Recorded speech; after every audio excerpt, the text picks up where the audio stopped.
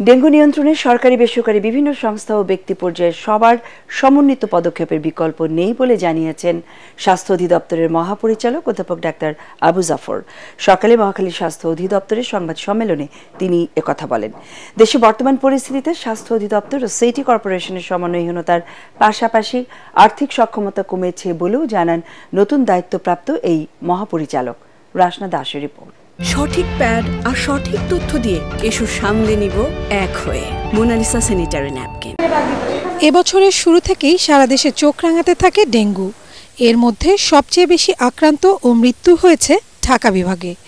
Dengue রোগের বর্তমান পরিস্থিতি নিয়ে আয়োজিত সংবাদ সম্মেলনে জানানো হয়, এখন পর্যন্ত এই বিভাগে সবচেয়ে বেশি আক্রান্ত হয়েছে 52,974 জন, মারা গেছেন 339 জন। 11 মাসে আমাদের হলো 92,351, তার মধ্যে ঢাকা সিটিতে 36,923 এবং ঢাকা সিটির বাইরে 55,428।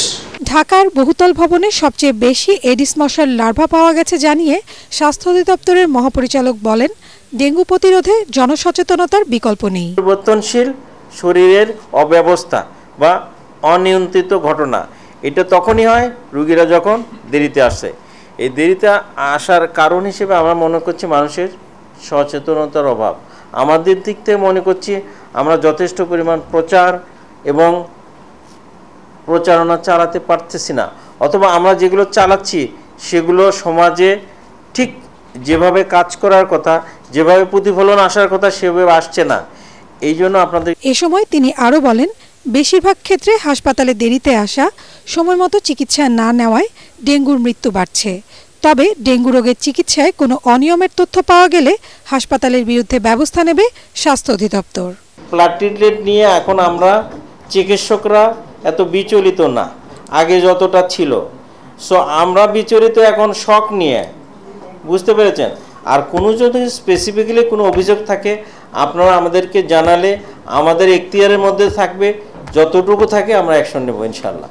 এছাড়া সংবাদ সম্মেলনে জানানো হয়, চলতি বছর এখন পর্যন্ত ৬৭ জন চিকুনগুনিয়ায় এবং জিকা ভাইরাসে 11 জন আক্রান্ত হয়েছে।